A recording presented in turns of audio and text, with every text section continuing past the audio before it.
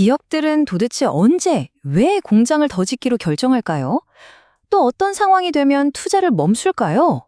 이 질문 되게 간단해 보이지만 사실 경제학의 아주 중요한 핵심, 바로 투자 이론이 이 안에 다 숨어 있습니다.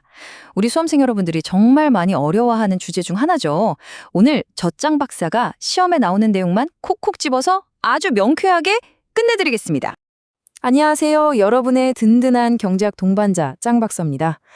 생각만 해도 머리 아프고 늘 헷갈렸던 투자 이론. 오늘 이 시간 이후로는 완전히 여러분의 것이 될 겁니다. 저만 딱 믿고 따라오세요. 자, 바로 시작하겠습니다. 자, 오늘 우리가 함께 떠날 학습 여정입니다. 우선 투자가 뭔지 기본 개념부터 확실하게 다지고 갈 거고요. 이어서 고전학파의 현재가치법, 그리고 케인즈의 내부 수익률법을 아주 그냥 속 시원하게 비교 분석해 볼 겁니다. 그리고 나서는 요즘 시험에 더 자주 나오는 현대적 투자 이론들도 깊이 있게 다뤄볼 거고요. 마지막으로 시험장에 이것만은 꼭 가져가야 한다 하는 최종 핵심 정리로 깔끔하게 마무리하겠습니다. 어때요? 아주 체계적이죠? 자, 그럼 첫 단추부터 제대로 꿰어봐야겠죠? 모든 투자 이론의 뿌리가 되는 이 기본 개념부터 확실하게 잡고 가겠습니다. 사실 이것만 제대로 이해해도 오늘 공부의 절반은 성공한 거나 다름없어요. 투자의 가장 중요한 특징이 뭐냐고 물으면 주저없이 바로 이 이중성을 떠올려야 합니다. 이게 뭐냐면요. 기업이 공장을 짓거나 새로운 기계를 산다고 생각해 보세요. 그럼 당장 시멘트, 철근, 기계 장비에 대한 수요가 생기죠. 그래서 투자는 총수요의 아주 중요한 구성 요소가 됩니다. 자, 그런데 그게 끝이 아니에요. 그렇게 지어진 공장과 새로 들여온 기계는 미래의 물건을 더 많이 만들어낼 수 있는 생산 능력, 즉 공급 능력을 키우게 되죠. 바로 이겁니다. 투자는 경제의 수요와 공급, 양쪽을 동시에 움직이는 정말 강력한 엔진이라는 점 꼭 기억해 주세요. 자, 이 수식 한번 보세요. 앞으로 정말 지겹도록 보게 될 자본 축적 기본식입니다. 근데 전혀 어렵게 생각할 필요 없어요. 제가 쉽게 풀어드릴게요. K+1, 이건 내년의 자본량을 뜻하고요. 이게 어떻게 결정되냐면 우선 오래 있던 자본 KT 중에서 시간이 지나 낡아서 사라지는 부분, 즉 감가상각분 델타 KT를 뺀 나머지에다가 올해 새로 투자해서 추가된 양, IT를 더해주면 끝입니다. 그러니까 1-델타 KT는 올해 쓰고 남은 자본, IT는 새로 들어온 자본, 이 둘을 합쳐서 내년도 우리 회사의 자본량이 결정되는 거죠. 어때요? 간단하죠?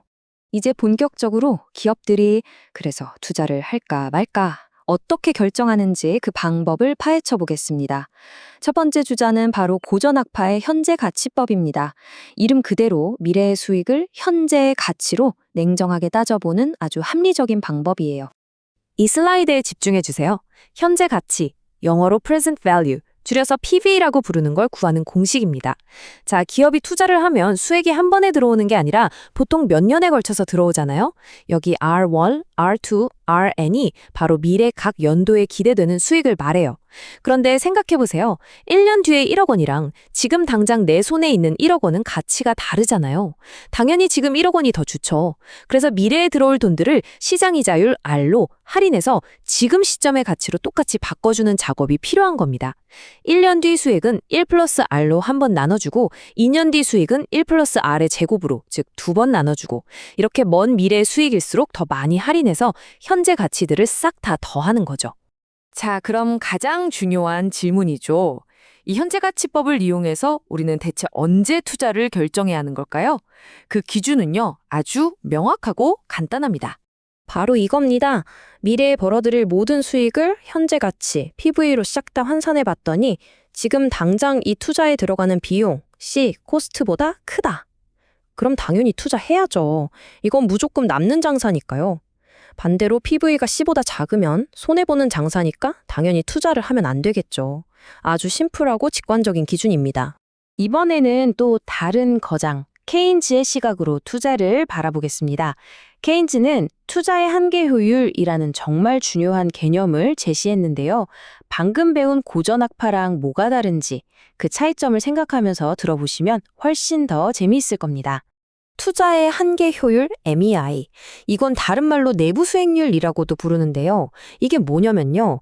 미래에 벌어들일 돈의 현재 가치 PV랑 지금 당장 나가는 투자 비용 C를 정확히 똑같게 만들어주는 바로 그 투자 프로젝트 안에 내재된 자체적인 기대 수익률을 의미합니다.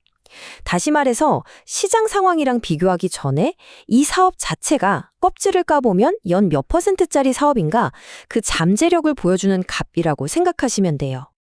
자, 이 수식을 한번 보세요. 방금 봤던 현재가치법이랑 거의 쌍둥이처럼 생겼죠? 그런데 결정적으로 달라진 점이 딱 하나 있습니다. 아까 현재가치법에서는 우리가 알고 있는 시장이자율 R을 넣어서 PV를 계산했잖아요? 근데 여기서는 반대입니다. PV 자리에 투자 비용 C를 딱 넣어버리고 이 등식이 성립하게 만드는 저 할인율 M을 역으로 찾아내는 거예요. 바로 이렇게 찾아낸 M이 투자의 한계 효율, 즉 내부 수익률입니다. 케인즈의 투자 결정 기준은 그래서 더 명쾌합니다. 내가 하려는 이 투자의 내부 수익률 M을 계산해 봤더니 한 10%쯤 나왔어요. 그런데 지금 은행에 돈을 맡겼을 때 받는 시장 이자율 R은 5%밖에 안 돼요. 그럼 여러분 어떡하시겠어요? 당연히 투자해야죠. 은행에 그냥 돈 넣어두는 것보다 2배나 더 큰 이득이니까요. 즉, M이 R보다 클 때 투자를 결정하는 겁니다. 자, 이 그래프가 방금 설명한 두 이론의 관계를 아주 명확하게 보여줍니다. 여기 나오는 순현재 가치 NPV는요, 미래 수익의 현재 가치 PV에서 투자 비용 C를 뺀 말 그대로 순수익이에요. 자, 그래프 왼쪽을 보세요. 시장이자율 R이 5%로 낮을 땐 NPV가 80으로 플러스니까 당연히 투자를 하겠죠? 이득이니까요. 그런데 오른쪽처럼 이자율 R이 10%로 오르니까 NPV가 마이너스 100, 마이너스로 뚝 떨어지네요. 이러면 투자를 포기해야죠. 그렇다면 이익도 손해도 아닌 NPV가 정확히 0이 되는 지점은 어디일까요? 네, 바로 이자율이 8%일 때입니다. 이때 이 8%가 바로 이 투자의 한계 효율 MEI가 되는 거예요. 결론적으로 시장 이자율이 이 MEI 8%보다 낮을 때만 이 투자는 할 가치가 있다는 뜻입니다. 자, 지금까지 아주 중요한 고전적인 두 이론을 살펴봤습니다. 이제 시야를 좀 더 넓혀볼까요? 보다 현실 경제를 잘 설명하는 현대 경제학의 여러 투자 이론들을 하나씩 깊이 있게 파헤쳐보겠습니다. 현대 이론의 첫 번째 주자는 자본의 사용자 비용입니다. 말이 좀 어려운데요. 쉽게 말해서 이 기계 한 대를 1년 동안 쓰는데 들어가는 진짜 비용이 얼마일까? 이걸 계산하는 거예요. 이 비용 UC 안에는요, 기계를 사려고 돈 빌린 데 대한 이자, I도 있고요. 시간이 지나면서 기계가 낡는 비용, 즉 감가상각, 델타도 포함됩니다. 물론 물가가 오르면 기계의 중고 가격도 오르니까 그건 비용에서 좀 빼주고요. 자, 그래서 기업은 기계를 한 대 더 돌려서 얻는 추가적인 생산물, 즉 이득, MPK가 이 사용 비용 UC보다 클 때만 투자를 하겠죠. 아주 합리적인 생각이죠. 가속도 원리는 이름처럼 아주 역동적인 이론입니다. 핵심은 딱 하나예요. 투자는 소득의 절대적인 수준이 아니라 소득의 변화 속도, 즉 성장률에 반응한다는 겁니다. 예를 들어 작년에 국민소득이 1,000조였는데 올해 1,100조로 10% 성장했어요. 그러면 갑자기 늘어난 수요를 맞추기 위해 기업들이 투자를 폭발적으로 늘리겠죠. 하지만 내년에도 소득이 1,100조에 그냥 머무른다면 성장률은 0%가 되니까 투자는 오히려 급격히 줄어들 수 있다는 겁니다. 마치 자동차가 엑셀을 밟아 가속할 때만 몸이 뒤로 쏠리는 것처럼 경제가 성장 가도를 달릴 때 투자가 폭발한다는 원리입니다. 자본 스톡 조정 모형은 기업들이 현실적으로 어떻게 투자하는지를 아주 잘 설명해주는 이론입니다. 모든 기업은 마음속에 우리 공장에는 이 정도 기계는 있어야 하는데 하는 이상적인 목표 자본량, K스타가 있습니다.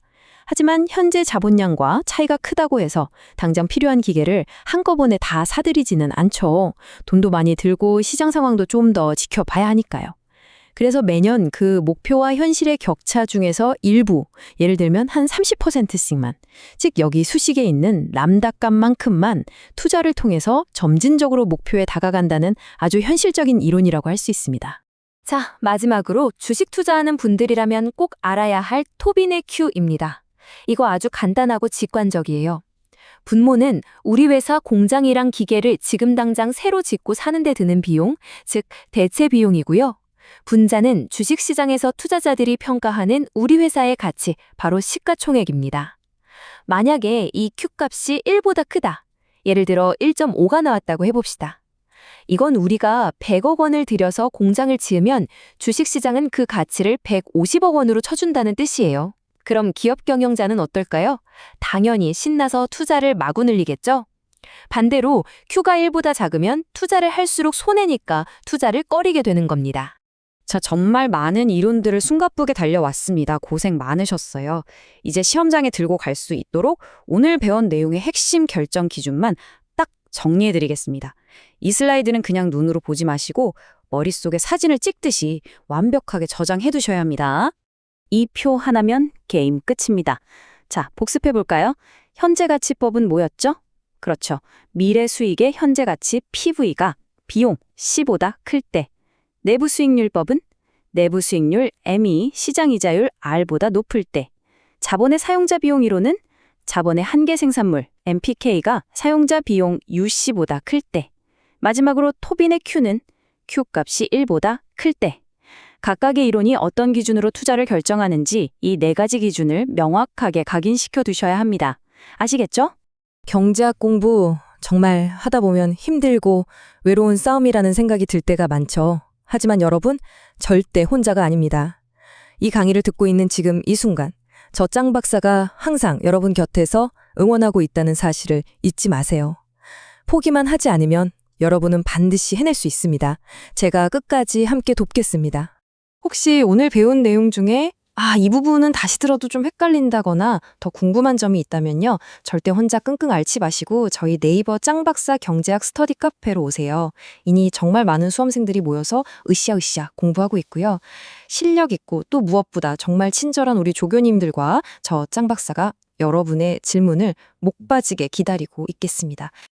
오늘 정말 수고 많으셨습니다. 오늘 배운 내용은 꼭 다시 한번 복습하시는 거 잊지 마시고요.